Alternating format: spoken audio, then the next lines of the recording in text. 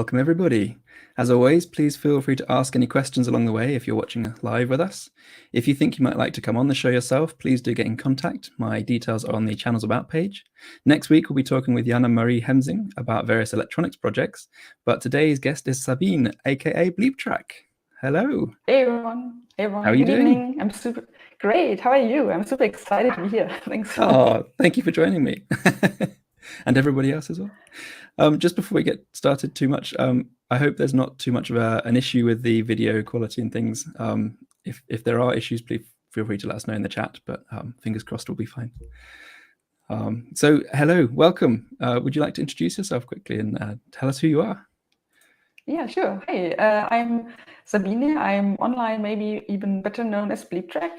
I'm a maker and creative coder. I currently do freelancing work. Like I do all of the stuff full time. I post a lot of my stuff on social media and YouTube, so feel free to subscribe and join. And I'm super happy to tell you all about myself today. Brilliant. There should be links in the description below, so go and check out all of your work. That'd be fantastic. So as normal, I like to sort of start with where people were at the beginning, you know, how they got to where they are today and things. Can you just give us a quick overview of your past? So I'm located in South Germany. I always was. I was born here. I didn't move far in my life so far. And I had a regular school life here in Germany, and then went to university and studied computer science. And it's actually media computer science, but it's super close to regular computer science. Okay, is that kind of focus like on? Sorry, carry on. It has a focus on human-machine interaction in my case. Okay. And did a bachelor's and master's, and also started a PhD. And so I'm still at least halfway connected to uni currently. Very good. So for that media computer science course was, I guess, presumably sort of a computer science degree with a lump of sort of media, in inverted commas, the computer human interaction stuff, as you said. How did that go, and what was really the focus on and the sort of the interesting parts of it for you? For me, that went really well. I was super scared when I stared, so I wasn't even sure if this was the right field for me. I was super interested in tech. I was super interested in tech, and but my parents are not from tech. But my brother studied engineering, so he was also close, but he's quite a bit older than me. So I felt very intimidated when I started. Okay. And there were very few women, and it was it was really scary. But overall, I really did really well, I would say. It was super fun, and I didn't run into big trouble. It was really good, and I think the stuff that most interested me was I always found it interesting when machines could do some unexpected things or could learn things. So machine learning was really interesting to me. Okay. But also overall the human computer interaction, interesting interfaces or unusual interfaces I found always. So I guess most people are familiar with keyboard and mouse, touchscreen, that kind of thing. I imagine you're talking about something very different. Can you tell us a bit more about that? Yeah, for example, a group of colleagues and we had a quite large project at university where we built different bracelets and manchettes and stuff that you could connect to your phone, and they let you feel things in a sense, like a sixth sense way. So some could vibrate, and some could get hot, and some could move in other ways. And this was super funky to get a sense for, I don't know, how many people are on your website, or feeling the heartbeat of your partner or something. So the important stuff. It was super fun. Nice. Very cool. Is that something you've kept up with and you've continued doing to today, or is that kind of something that you did at uni and you've left behind a bit? I carry the idea with me a lot, at least. I'm still super interested in transhuman topics. I also, at the time, I was thinking about getting one of these cool NFC implants, and was always too scared. But now I have some. And, brilliant.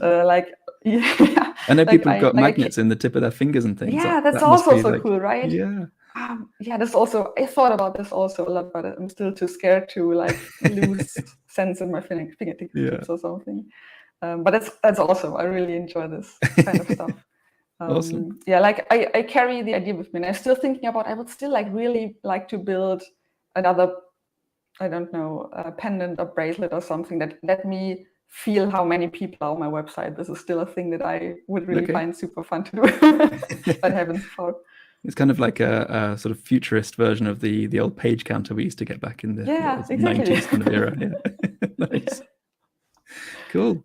So uni, then you progressed and you did a master's degree.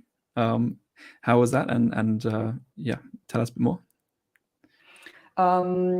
My master's I did on machine learning and affectionate computing. So it's maybe for telling a bit of a boring topic. So like I did pattern recognition on recordings of people, and also audio recordings, visual recordings, and recordings from biosensors. And I did like sensor fusion stuff. But maybe slightly more interesting was actually my bachelor thesis in hindsight. Oh, go for it. Yeah. Sorry. Yeah, maybe also the bachelor thesis. But I did pattern recognition with animal stuff. Like for my bachelor's thesis, I did pattern recognition on bat calls to try to distinguish individual bats from their echolocation calls. That worked individual quite well. Bats or individual species? Yeah. Yeah, the bats, the individual bats, because like the biology people at uni, they had so much trouble doing this by hand. Like they had to like catch the bird and then mark them, and then sort their recordings based on video recordings later on. Yeah. And I made a tool for them, and they used it. I think it worked pretty well. That was really fun. That's amazing. And so I did as a similar thing with a beehive later on, where I tried to distinguish some stuff in a beehive. As a human, if you're lucky enough to be able to hear bats still, they just they squeak. But I guess maybe if you're looking at it in the level that you were working with it, it's almost like they have a fingerprint, like a voice. The voice sounds like something. Is that right?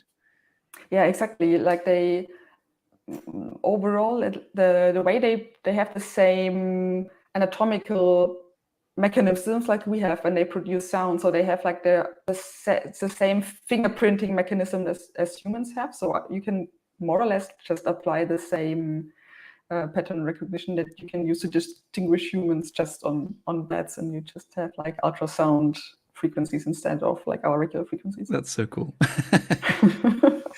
And how did the beehive go? Because again, if you're looking to, I don't know if you were identifying individual bees or sort of just counting bees. Individual bees. Yeah, it was quite hard, but I tried to distinguish like the overall idea was to distinguish between a healthy and an unhealthy hive, but I didn't have recording of unhealthy hives. Okay. And so my first step was to distinguish between an active, very active, and an inactive hive. And this at first, it sounds easy because you can just say, haha, at this time the bees are flying and at this time not. But when the bees aren't flying, they are still like crawling around in the hive. And sometimes in hot summers, they flap their wings super fast to cool off the hive and also to evaporate the water out of the honeycomb. Okay. So it's like sort of a different sound. And I tried to distinguish with sound and had a vibration sense, like high detailed vibration sensors and stuff. This was really fun. That's amazing. I got stung quite a lot by the bees. Oh no! Sorry to hear that. No, that's fascinating. I could talk for hours on that. Let's leave that for now.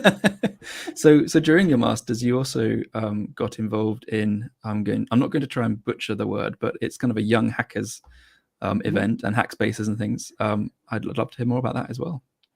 Yeah, sure. So in Germany, we have an organization or like a row of events. They are called Jugendhackt, like hacking for youth, hacking for youngsters.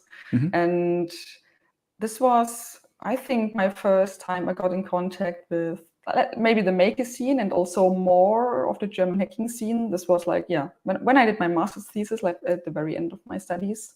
Mm-hmm. I was just asked if I wanted to do mentoring because like the event was happening at our university this year. And I said, yeah, sure, why not? Let's go have fun with kids for a weekend. And it was so cool because like the kids are super enthusiastic and the people mentoring are like the craziest minds I've ever met. And this was just such a cool pot of amazing people.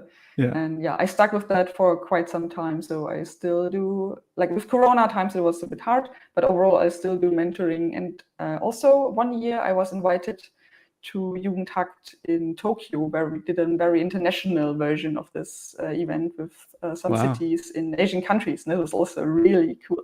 Yeah, that's fantastic. So you're working with children primarily by the sounds of it. What kind of age are we talking? They are between 12 and 18, and at the age of 18, they usually become mentors themselves. Okay, nice. So at that kind of age, they're kind of they're doing it because they're interested in it rather than anything else, I think, which is from my experience quite important, and it actually makes it so much more enjoyable that they're here because they want to be here. Absolutely. What kind of stuff did you get up to with them, and where did you lead them or encourage them to sort of explore things? They're always like encouraged to not also learn about tech, but also think about societal or ethical implication on what they are building. So it's often has a connotation to do something good for society. So on some projects we did with a group of girls, I made a website where they could like mark places in the city that they are dirty. So the city knows where to add more bins and stuff.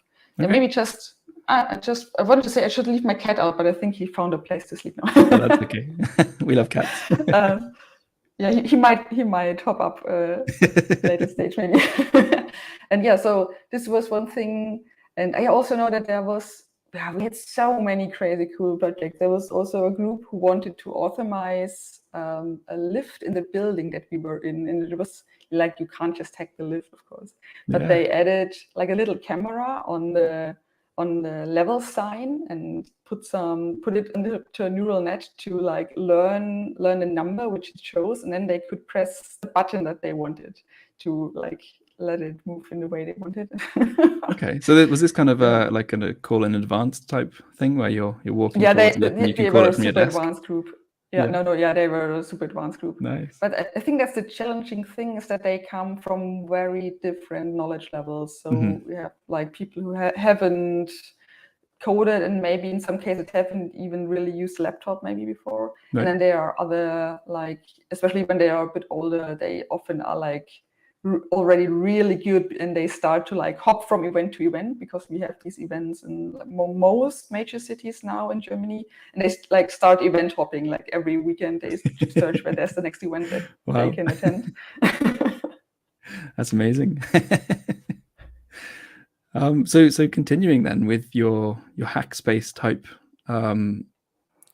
pathway, you actually, I think you're involved in founding a Hackspace, is that right? And involved in running and things. Can you talk to us about that? Yeah, like from this, like people mentoring, and also like a group in our city that was very interested in civic tech. Like we came together and had the idea to found a Hackspace that was co-founded with the city, because the idea was that we wanted to work very closely with the city and with the government, to just make great things for people living here. And this became existent in 2016 when we founded Verschwörhaus. It's also a very German name.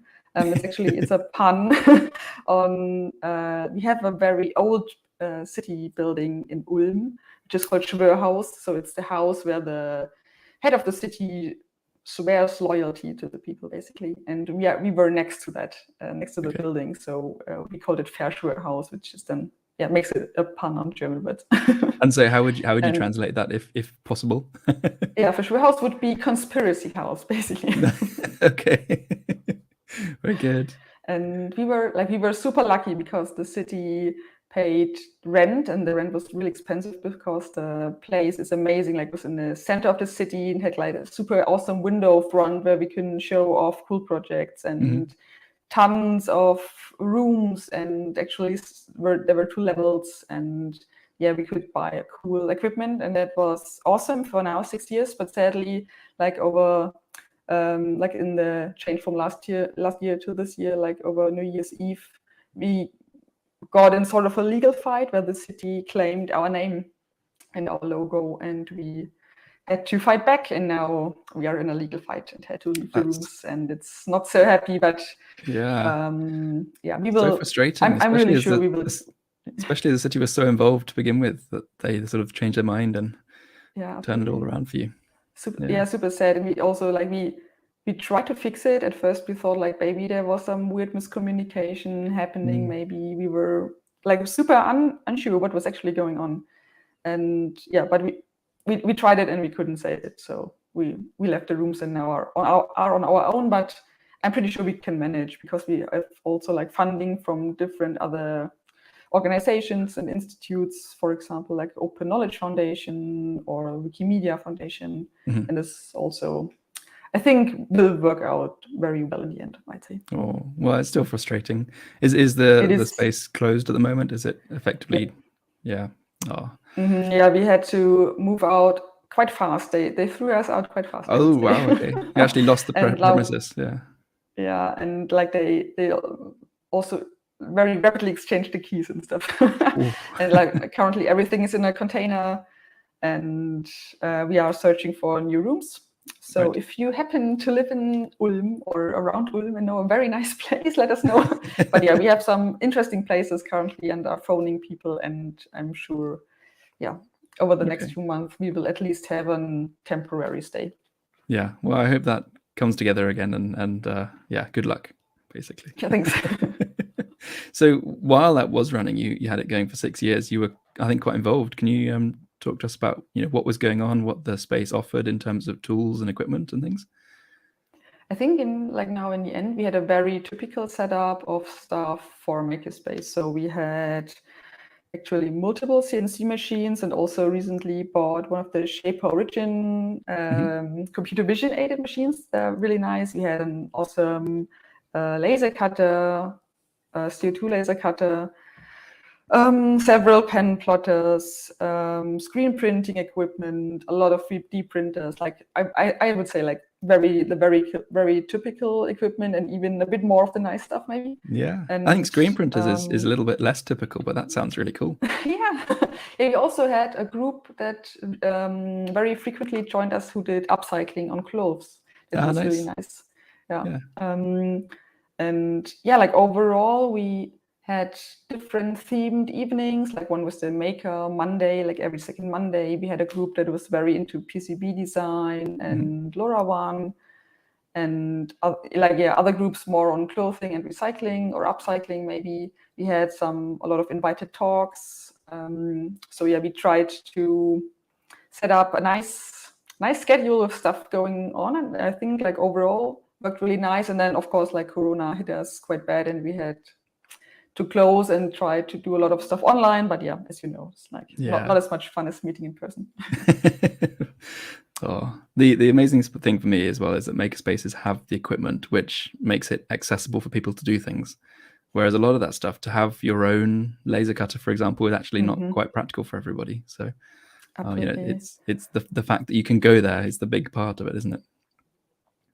I think so. But yeah, like I would have never even touched a laser cutter in my life, I guess, if the Makerspace wouldn't have bought one. Yeah. Okay, so I think, am I right in thinking you're now doing a second PhD? Yeah, so I didn't finish my first one. So I'm not a super brain. But yeah, like I started my first PhD and quit it after about a year, I'd say. I wasn't super happy with how the professor handled his students. So I very spontaneously quit it one day. But I also had a teaching position, and that was independent from the PhD stuff. Okay. So I kept on teaching. Yeah, like I did like low-level coding introduction courses. Oh, brilliant. And yeah, I could continue doing this. So yeah, this was a quite interesting time because I had a lot of free time, because that was like only half a position, half-time position. And yeah, I wasn't really sure on what I wanted to do in life, actually. Should I start a different PhD? Should I check out for work? Am I just okay with what I'm, like a bit of teaching at universities is maybe also cool. And yeah, this was the time when I really started playing around with generative art and creative coding, because I just had enough time to finally experiment a bit. And that was really nice. Yeah. Awesome. And yeah, took me some time, but after a bit of a break, I came back to my master thesis supervisor and asked if I couldn't maybe now start in his institute a new PhD, and that worked out. So I'm back. Great, well done. And so what is it you're doing for that PhD? I don't know if you want to give us the title, because they're often very complex and involved, but yeah, like the title that I submitted isn't even completely fitting now anymore. I guess yeah, like they I did a little changed, turn and then change a bit. But overall, like I'm doing machine learning in combination with computational creativity. So I'm basically doing machine learning for arts. Okay. And I think a lot of people maybe have seen projects like DALL-E or Stable Diffusion stuff, Midjourney, I'm not sure what they are all called, but you can like create awesome images. And I'm going in a similar direction in a way that I'm doing generative machine learning. So I'm generating images, but not pixel images. And instead I'm generating vector graphics. Awesome. So I'm trying to record like strokes or drawing strokes from artists and then like continue the pattern that they are drawing, for example. Very cool. And just like support artists. That's the idea, and it's super interesting. Like for example, when you think on these generative systems, you usually have to gather like tons of images to train on. And this is for a single artist just not feasible, right? Like you can't, like the artist can't just draw thousands of images and then say, okay, now finally I can generate something.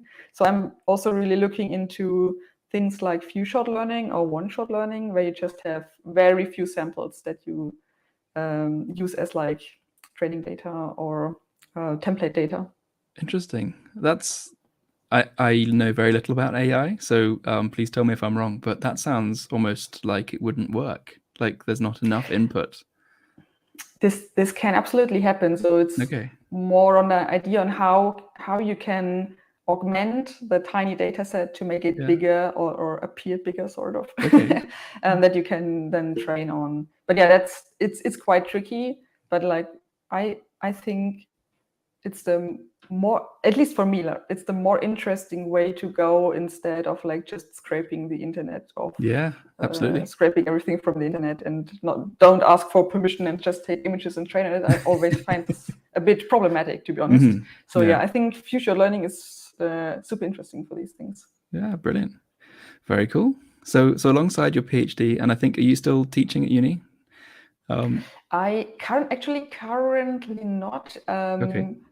Or not as a, like, I don't have a like contract or something. Like now and then I'm involved in some things at uni, but like currently not. But I did teach for 4 years, and then also on a different, wasn't a uni, was a different high school.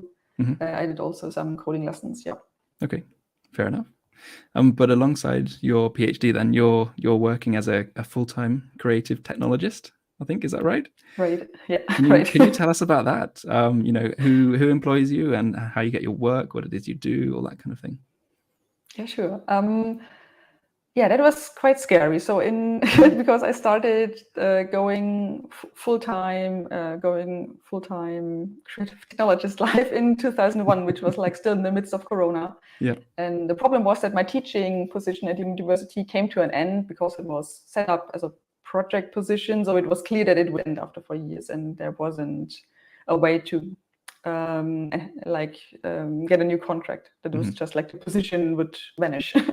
So I knew this, and I was thought that maybe something at university will pop up and will be nice, but nothing really happened there. And I had a plan B to go into data journalism a bit, because I had worked there besides some time ago, but also they couldn't hire new people because of Corona. And then I thought, damn it, what should I do now? let's just go full-time self-employed, maybe. Amazing.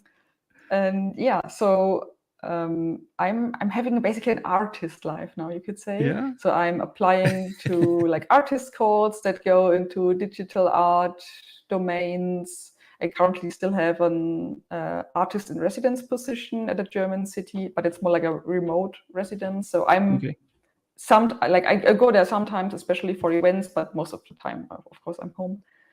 And I have a Patreon running. I try to get traction on social media to get my stuff out in the public. So I have like different little puzzle pieces that come together to make a living. Yeah, that's fair enough. And then I guess a lot of your your work that you do is going to be commission based rather than sort of your own experimental type work. Is that correct? Or it's maybe it's half. So I get commissions. For example, currently maybe commission isn't in this case even the perfect word. I'm not sure how, but I don't know what would fit better. But currently, for example, I am working with a theater group, and they need some software for they want to do an interactive theater stage play. So I will write the software, do the software part. And that's super interesting because you have the very typical theater setup where you do rehearsals, but also in the rehearsals you also have to change the software. So the software is part of the rehearsal process. That's super awesome. That's like these are heavy days. Like it's just you need to be very quick in like changing stuff in your code. Yeah, absolutely. But that's super cool. But like these are like sort of commissions in that way, or for the residency they commission stuff, for example. But I also like do a lot of stuff that I just want to do, and I throw them out in public. I usually open source everything, and people have a lot of fun to like play with my generators and donate something on Patreon, for example. So I would say currently it's half maybe. Nice. Okay. Is that theatre thing something you're willing and able to talk about more publicly, or is that something that you can't really get into?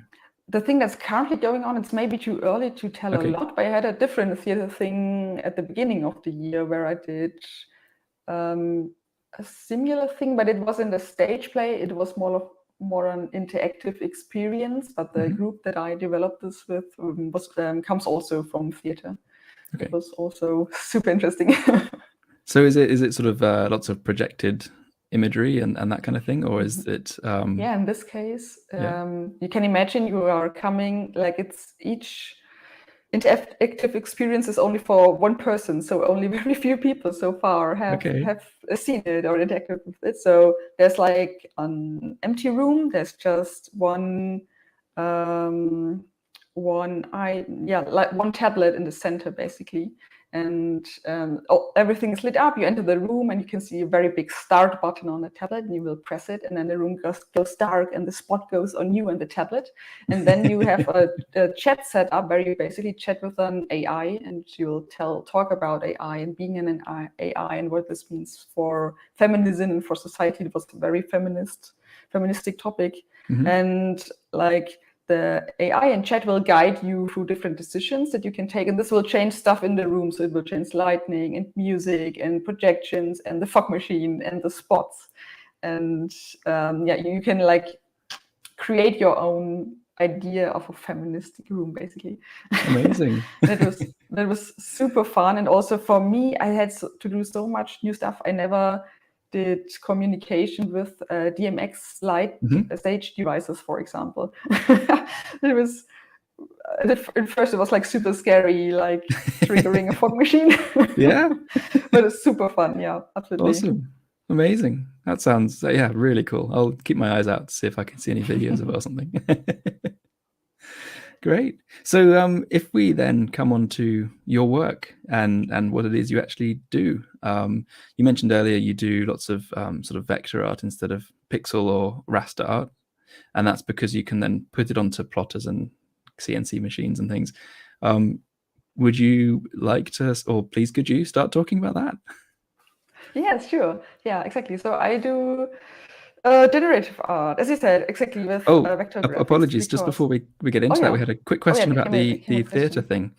Is it actually the AI that participants chatting with, or an actor behind the scenes? Yeah, that is a good question. Like we started with the idea of having an actual AI, but it is so hard to have a chatbot guide you in a way that it fits the theatrical idea that the people from theater had. They had a very specific idea on setting up the scene and stuff, and it was so hard to come together that we in this case decided against it. We have some AI-ish parts in it, but it's not a proper chatbot. It is basically the text or the main guiding text is scripted basically. We have a bit of the text generation going on at one point, but the main red line that's going through a script, it's affixed, it's scripted. Okay. And so I guess it's presented to the person receiving the experience as an AI or as an entity somewhere, but it's perhaps not. Is that what you're saying? Yeah, it is presented as an AI, and it is a she, and she has a name and will introduce herself, and so it's very personified. Yeah. Awesome. That's fascinating. It's kind of making me think of Black Mirror and things, I guess, a little bit. Where this comes quicker, I would say. Yeah. Okay. Very good. Well, thank you, Christian, for the question. Yeah. Anyway, sorry. Back to vector art and your uses of it. Yeah. Yeah. So when you look at generative art, that's actually in a way a quite new art type, but also maybe older than people maybe think. So it came up mainly in the 70s and 80s when like home computers became a thing, but also slightly before, like the Zusegraphomat, like the huge drawing machines that you can sometimes see in museums. They were also already used for generative art. So I find this very interesting and very, very fun to look into old generative art projects. And yeah, I work, as you said, with vector graphics because I enjoy working with different materials, and having it in a form of vector graphics just makes it so much easier to put it on a pen plotter or on a C machine and stuff later.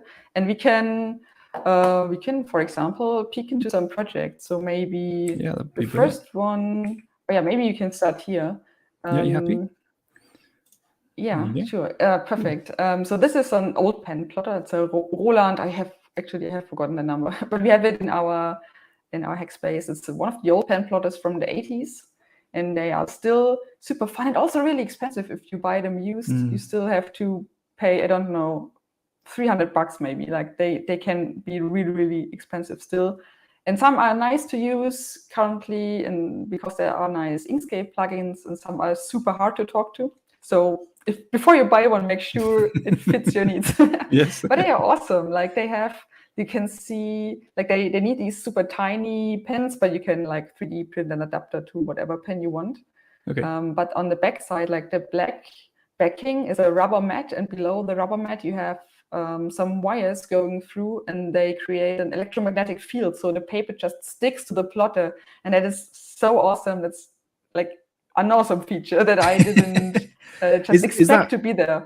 Is that one of those things which the older technology gets the proper engineering, the belt and braces, which you don't find that feature in the more modern tools? Is that right? Or? It is sort of, absolutely. Also, like you can see, there's like the 1, 2, 3 numbering on the left. These are like storages for the pen, and the plotter itself can store the pens there and grab another color, for example, and continue drawing. And it's fascinating, and they are so fast and precise still. It's awesome. I love them. And the thing that it's currently plotting is from a project called Overflower, where the algorithm creates images that are similar to flowers or succulents or mandala. So it's inspired of that way. And you can actually make your own. I can throw the link in the chat. Please do. I'll try and include it in the description afterwards as well. If you want to, you can generate your own nice flowers, and we can also like peek into the modern version. So this one is a modern pen plotter from Evil Mad Scientists. They are called AxiDraw. They are awesome. I love them. And these are also usually the ones that I take with me for workshops, for example. And like in this case, like I'm plotting multiple flowers on one paper, and this is where you can see what I personally find most interesting in generative art. So when you create your algorithm, you come up with your own rule set on how your creative pieces should look. So it's similar to, or it's basically the same as procedural generation in games, for example.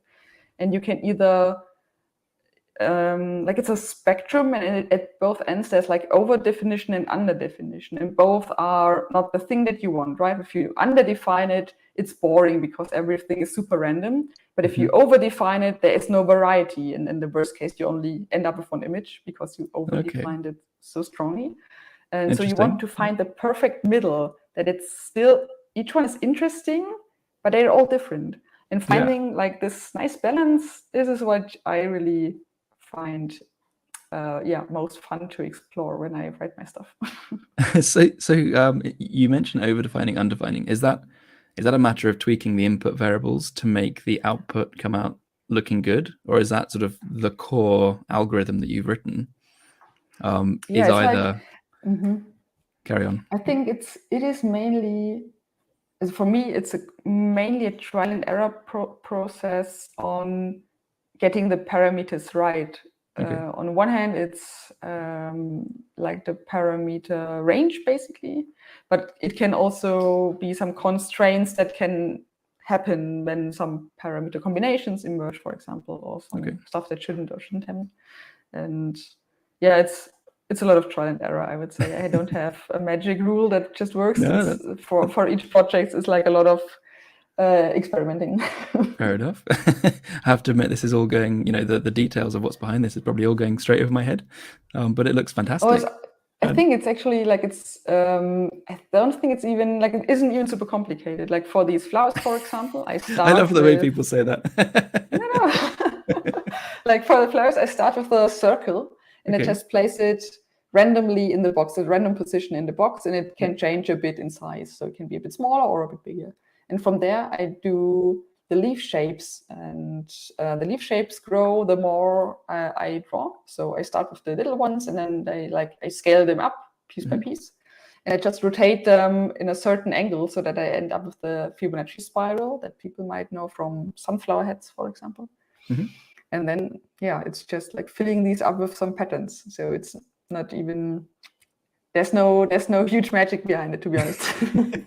I mean, even for me, approaching this, looking at your output, I think you've got some fills where you've got lines filling them. You've got other fills where you've got maybe spots, for example. Just that concept is awesome, and I'm not sure how I'd go about making it happen. So well done. It looks fantastic. Thank you. Thank you for sharing. Sure, yeah. More projects. There's like for this is like where I create the rule set myself, basically. Okay. But you can also do different things like this one, and you say, I don't want to make my own rule set. I will go with a simulation. And this one I took from a research paper that was about simulating the vein growth in leaves, and I find this pattern so mesmerizing. Now autumn is coming, and seeing like these old leaves when only like the skeleton of the leaf is left behind, this looks super cool. And I wanted to make a garden chair out of it, because I thought, like, I was searching for a cool pattern to decorate a garden chair, and this is what I ended up with. And like, instead of growing it in the leaf, I just grew it in a rectangle, and then I milled it from this very flimsy DIY CNC machine that you shouldn't leave unattended. Absolutely not. Okay. And I super underestimated how long the milling would take. Like this whole piece took about 5 hours. Okay, wow. And I had to mill this you're one in attendance twice. with the vacuum. Yeah, exactly. Okay. Yeah, this is I always say, like, I never built a proper vacuum shoe, because this way I have to stay with it. Definitely have to stay with it. But maybe I was also just too lazy to build a proper vacuum shoe. And so I milled basically 2 of these parts and also some legs, and this is what the chair ended up looking like. And then, as an artist person, you have the problem that you make stuff and you want to use it, but instead of using them, they end up to be in a museum the whole summer. And so I had this one in an exhibition at Ulm Museum for a few months, and well, couldn't enjoy my garden time so much, but now in the last years I could actually use it, so it is in use now. Oh, brilliant. And it looks very thin and fragile almost. Fragile. But it actually, I think it is quite sturdy, because like it is milled from 22 millimeter birch plywood, and that is actually still really sturdy. Yeah. And if you, I don't know, have access to a CNC machine and you totally want to build one yourself, you can find the files on my website, but I cannot super recommend it, because like it takes forever. And also if you have patterns these finely detailed, you have the problem that you have to sand them down by hand. This takes forever. Oh. Yeah, like, I don't know. I Uh-oh.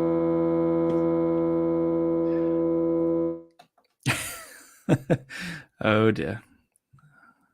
I think we might have lost you. That's very frustrating. Not 1 second, people. Sorry.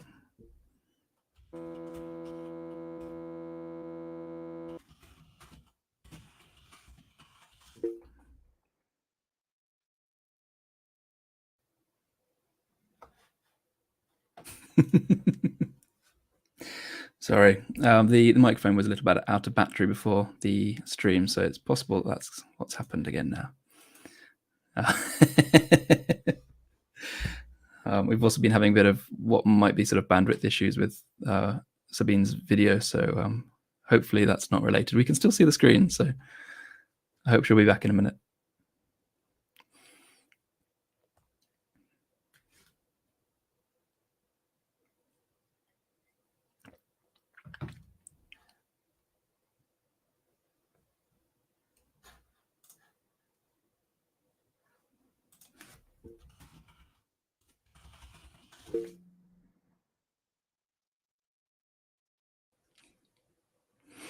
I think she's just on her way back. I'm just going to reconnect quickly.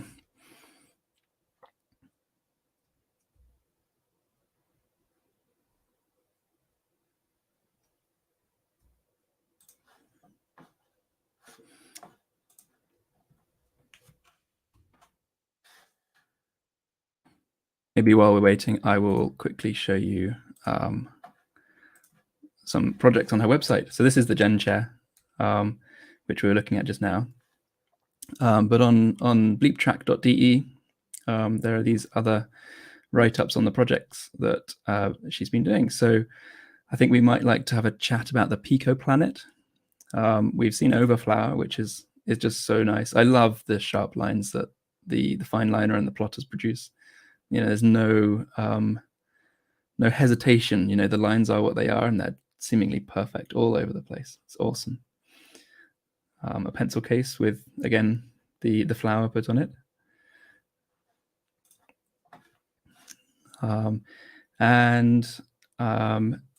If we have a look in here, I think there was something else on the page, maybe. No, maybe not. But these PCBs are something that I'd love to talk. Ah, she's back. She's back. Hello, hello. Yay! I hope you can hear me. Can you? We can, yes. Oh man, I'm so sorry. It's like happens once, I don't know, every few months that the camera gets so problematic, and it's today, of course. Oh, no problem. So sorry. But you talked about the PCBs. You talked about the PCBs. Yes, I was just sort of having a walk around your website with everyone viewing while waiting to come back. So I'd love to talk about the PCBs if you're happy to move on from your chair. Yes. Give me a second. Here we go. Screen sharing is back. Good stuff. Thank you. Awesome. Great. So the PCBs. Oh well, at university I never is maybe also wrong, but we didn't have electronic things at our lectures. But at the project that I mentioned with the 6th Sense bracelet stuff, I had one colleague who already had quite a good knowledge on designing PCBs, and we made some together for the project, and I find it super cool. But I never really did something myself. I just looked over his shoulder and he explained some stuff to me. And then later I thought, man, I always went to learn this. How do we design PCBs? I still have no clue. And I thought maybe just start with a simple thing first and make a keyboard that you can plug into your computer, have 3 keys for volume and mute, and that's it. But then I thought, you do so much generator stuff, maybe you can come up with a way to make this generative. And I also read that KiCad, is it KiCad or KiCad? I always say depends on your accent, I think. Yeah. I read that KiCad had a new feature coming where you could import vector images, I think. Okay. And I was that could maybe work. In the end, it didn't work the way that I wanted to, but I found a nice Inkscape plugin again. Nice. Inkscape plugins rescued me quite a lot, where I can export vector graphics as KiCad footprints. I can just switch between KiCad and KiCad every now and then. Just to wind everyone up. Super confused. And so that's basically the generator that I made. I'm not sure if the video. I thought it was a video. It is a video. Nice. Okay. So these are the images that I generate. So the idea was that the 3 planets become 3 capacitive touch buttons. Okay. And I do add some decorative stuff for the PCB. And then I threw it into KiCad and did a first rendering. So it looks like this. Very nice. And was really happy with it so far. And then I ordered a few different versions. And I think they came out really nice.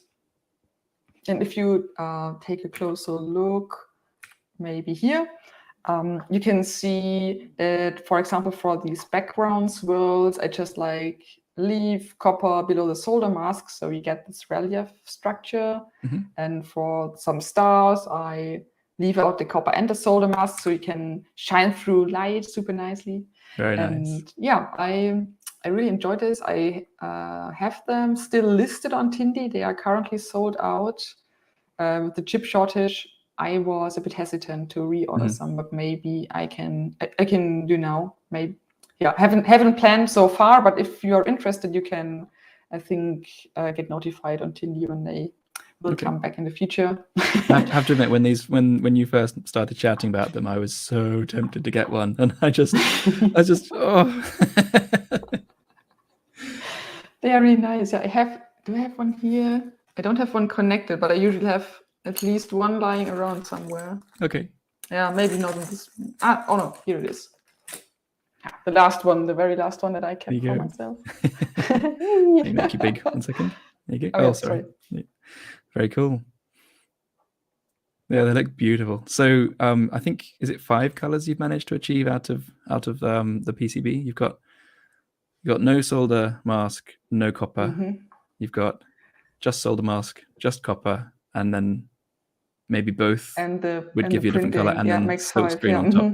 So that's 5, exactly. Yeah, it's 5, right. And in terms of the design, then it sounds like you drew, or you obviously generated the beginnings, and then you sort of finessed and drew it in Inkscape, and then brought it into KiCad.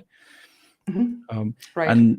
And so how does that process work? Are you comfortable with it now? Is that something that you're looking to use again in your artwork, or is that sort of something you've done now and you've put it to bed?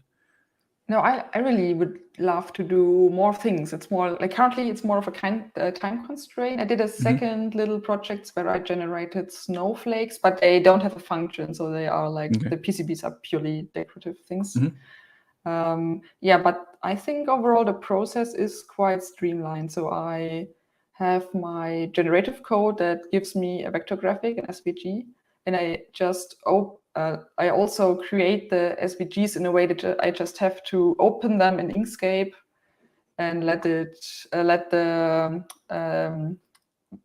SVG to Shenzhen plugin do its magic. So it's just like hitting 2 buttons in Inkscape, so I get the footprint, and then I can just swap the footprints in KiCad. And the problem with generative, the whole artwork piece is a footprint which you then place. Yeah. Okay, exactly. Interesting. I was wondering if maybe it was copper regions or similar, but no. Okay. Yeah, it's like the whole block basically is I just make as one footprint and place the whole thing. And the tricky things are, for example, not that tricky, but some things you have to consider. For example, the wires that are connecting the planets, they don't move, so I just have to make sure that the planets have copper around the places where the wires will be. And also, I don't have an image here, I think, but on the backside, the stars that should be shine through, they can't be placed in the middle of the PCB, for example, because otherwise the trace that connects the pads would be in the way. So if you take it's hard to see, but if you take a very close look on the very left PCB, for example, one star comes very close to the trace. You can like very lightly see it running down in the middle. Yep. Oh no. Oh, fingers crossed.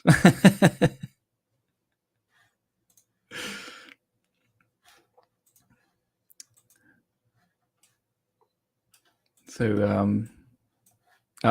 you're back. All right, this time the camera was fine by itself. Oh well, I'm so sorry. No problem. Oh no! Oh, how frustrating.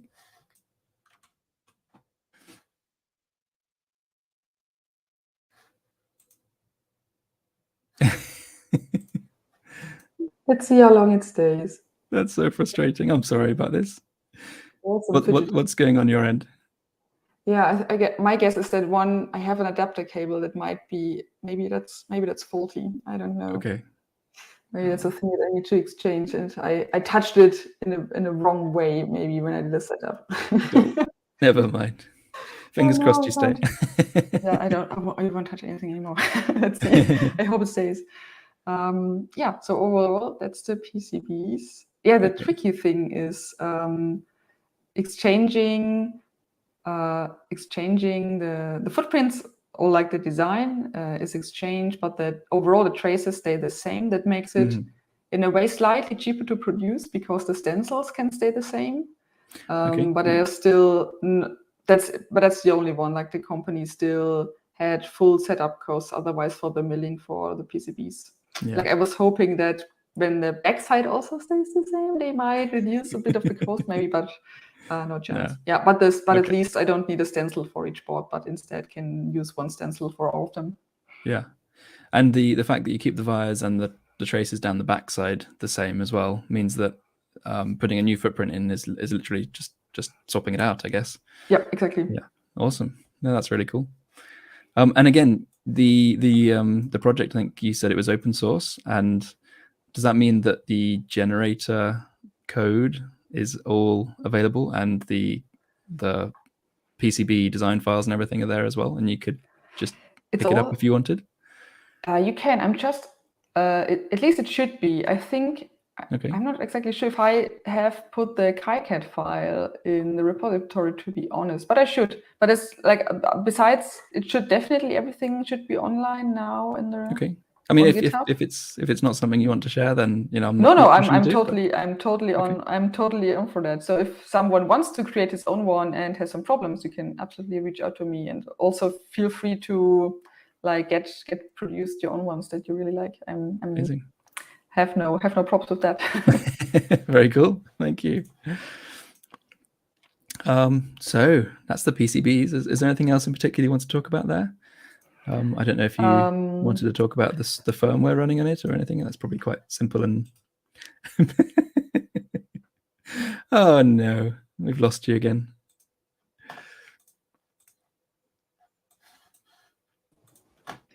This will be interesting. I'm wondering how often we have to do this now. If it gets too bad, I might want to restart maybe the whole camera for a second after that. I'm sorry. The PCBs, the firmware is not super interesting. I think like it's running. You can either code with Arduino or with CircuitPython. Python. I really enjoy CircuitPython now. Like. It's at first I was really hesitant to use it, but it's so at least in my opinion, it's way more fun and way more interactive and way nicer to debug. So I would, if you need to decide on what to use and you're not sure, I would recommend to start with CircuitPython. I have to admit, I love Python on computer, but I've never used CircuitPython, and I feel like I'm missing out a bit every time I talk to someone about it. So maybe I should give that a go soon. I've got a couple of Raspberry Pi Picos. Like it's super fun. Like I super much enjoy it, and like just having an interactive console and super quickly see values from some sensors. It's just so much easier. Especially if you teach with kids, for example, it's way nicer to much, reducing that loop is so helpful with kids, isn't it? Yeah, absolutely. Great. The one thing, nice. But besides, it's not super new or interesting. Yeah, true. The one thing I think that we promised we'd talk about that we haven't really yet is laser cutters and working with them. Have you got any projects that you could share with us for that? Yes, I can show you one of the newer projects. Let me quickly hop over to the very new one, to this one maybe. I always wanted to make something with a laser cutter that is a bit like a 3D. Oh no.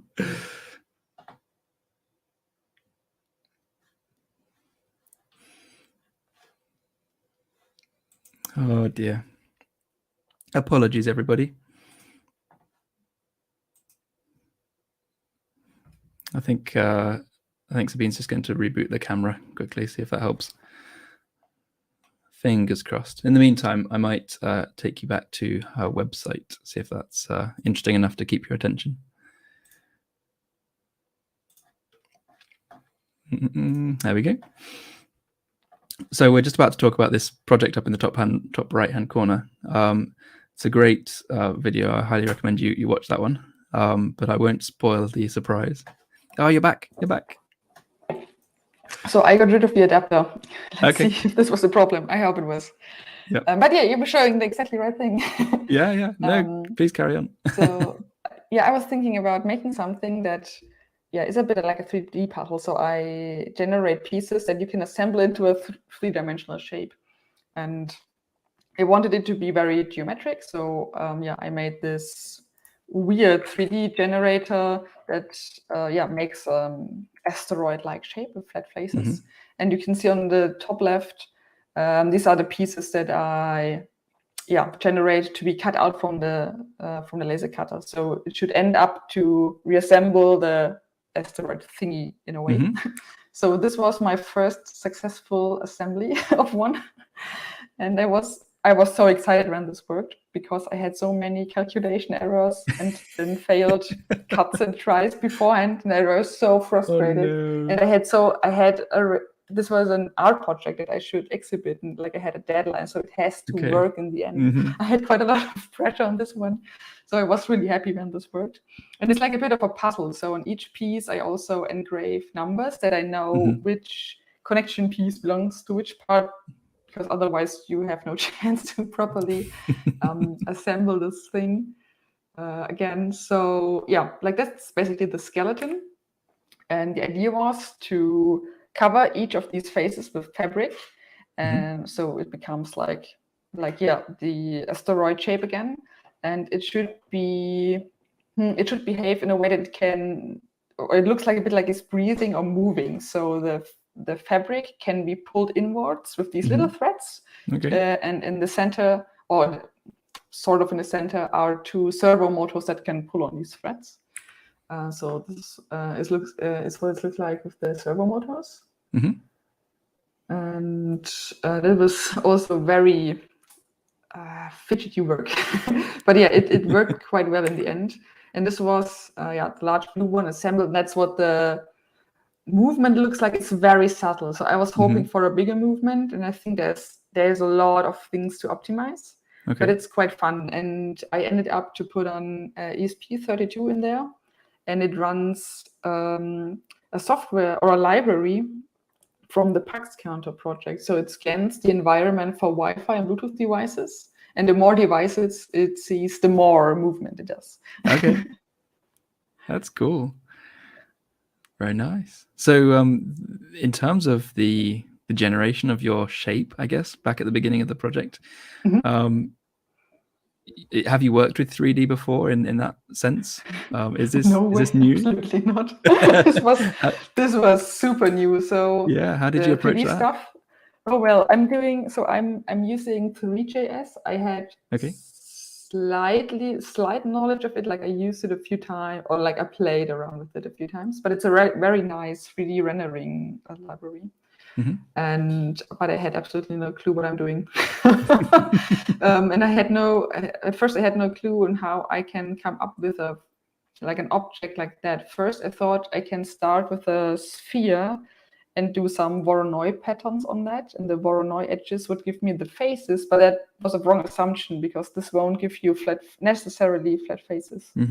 And the next thing that I did is now currently I start with a cube, and I take a different cube and subtract it, and then I rotate this cube and subtract it again. So I do a lot of subtractions, and then I end up with this asteroid thingy shape. Interesting. And then I have to do a lot of 3D to 2D projection math.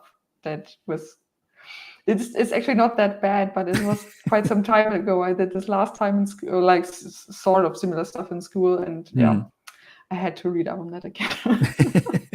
So was that quite a manual process then, taking this shape to the laser cutter, the profiles that you cut out?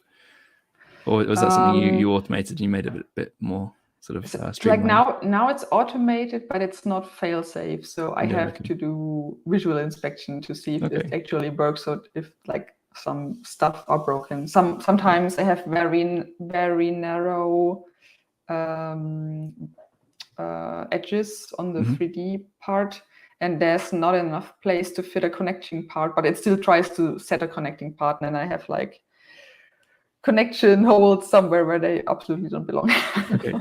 So yeah, I have to do some visual inspection currently, but I'd love to clean this up a bit more to make this maybe more usable for others in the future.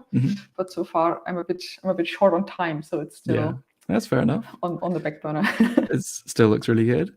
And is that kind of the finished form you showed us just now, which was the breathing with the strings pulling in? It is currently the finished form. In this way, it's currently set up at 42 Heilbronn. That's a coding school where I do this residency stuff. And it's open for the students to hack these devices, so they can just flash their own code if they want to. Right. But yeah, I'd like to extend this in the future. So I consider this in progress still. But these two, like the yellow and the blue one, they are currently already in a public space. Right. Okay. Are you willing to talk about your ideas for what you might like to do in terms of extensions and progression on this? Yeah, I have a few ideas. No pressure at all to share. All good. Like I'm currently in contact with an interesting company in South Germany, and they do flexible solar cells. And they can also have cool patterns. And I was thinking, like scraping the movement part, but making these into cool lamps would be super interesting. But this is also like the production of these modules is not cheap, so I definitely cannot produce a module per phase. Would be crazy expensive, so this won't be possible. But maybe I can come up with a different idea. Let's see. And yeah, or I don't know, like just overall puzzling these things together is super fun. So maybe just having these as a sort of 3D puzzle generator would also maybe fun enough to make it public, I guess. Okay. Can you go back? I think it was maybe the previous slide or a couple before where it was just the frame with the connections visible. So there you go. Yes. So here, if that was sort of a kit that you could produce on your own or you could sell, is that kind of where you're thinking?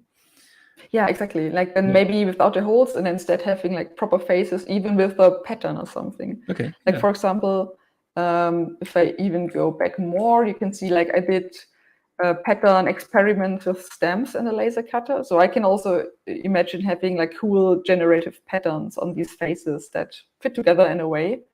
And create up this shape. I don't know. Maybe this would be like on a coding point of view, that would be super interesting. I'm not sure how interesting it is to puzzle it together in the end. Like I had fun fitting these together, but maybe let's see. I think that'd be really cool. And if you go back to that slide you shared just now with the engraving, that kind of leads on to another question I was about to ask. About laser cutters and what you do with them. I'm not sure if you heard me while you were out there. Yeah, no, I can hear you perfectly fine. Okay. I will just drop out every few minutes now, I guess. Okay. I'm sorry. So it is not the adapter, but we have ruled that one out. So maybe it's the cable. Let's see. Like I will exchange more and more over the next few days, I guess. Oh, sorry. What was the question on laser? So the question was more about other techniques, aside from cutting with laser cutters. What other stuff have you done with them? I think some people have done sort of flexible sections where they've just cut the wood very thin. You've obviously done engraving here. Yeah, that is cool. I have to say I haven't done super much in the flexible sense so far, but I find this super cool. I've also seen a paper where they have plexiglass sheets and they use the engraving mode to like engrave for quite a long time on the same place, and then it starts to melt and set, for example, or like they can like make it bend and stuff. Oh wow! And this is super awesome. Yeah. But I haven't done something in this direction yet. But it's awesome. Like, I mean, I have cutted like examples with the flexible wood because that's super awesome. But yeah, I haven't integrated it yet. Okay. So fair far, enough. But it would be. I should do. This is super fun, definitely. Yeah, very cool. I love this one that you're showing here because the lines all join up face to face. They continue around the edge onto the next part of the. Yeah, that was the idea to have. Yeah. I'm not sure if you are familiar with the concept of trutchet tiles. So it's basically the idea is that you have shapes like these triangles that fit together. So they have interfaces where they fit together. And for trutchet tiles, it's usually made with rectangles, but you can make it more or less of every shape that you want to. And so, yeah, this is basically my interpretation of trutchet tiles. And a lot of board games use this. So there are quite a huge set of board games use this technique. And I thought it would be cool to have stamps because it's generative stamps. So each stamp set is generated, but with the set itself, you can also generate your own patterns because you can arrange them in the way that you want to. So there's that generative meta level on it. Oh, sorry. So the pieces you showed on the previous slide were used here as stamps. Is that right? Yes, exactly. So they have a stamp side, and then you can rearrange them. I'd missed that point. Apologies. No, that's very cool. Brilliant. Great. Well, I think we're sort of run about time now, and obviously the webcam issues. I don't want to cause too much stress. So, is there anything in particular you'd like to sort of finish up with, make a shout out, or draw attention to any of your projects? Not currently, but if you are interested in these things, feel free to follow me I'm on most social media sites. I guess always under the name Bleeptrack. Feel super free to follow me. And yeah, I will keep posting projects that go in this direction. So, or if you have questions, you can also, of course, reach out to me. I'm super happy to answer all of them. Thank you. I think there's a lot of socials of yours linked in the video description and on my website as well. So yeah, that might be easier for people to find, but yes, definitely worth a follow. Well, thank you very much for joining. It's been great to talk, and seeing your work has been fantastic. So thank you for sharing it. Yeah, thanks so much for having me. Super sorry for the technical problems. I hope you still enjoyed having the chat. Yeah, no problem. It's one of those things, isn't it? Computers don't always work perfectly. Brilliant. Well, thank you again. Next week we'll be talking with Jana Marie Hemsing about electronics projects. And aside from that, it's goodbye from us. Goodbye. Thanks. Thank you.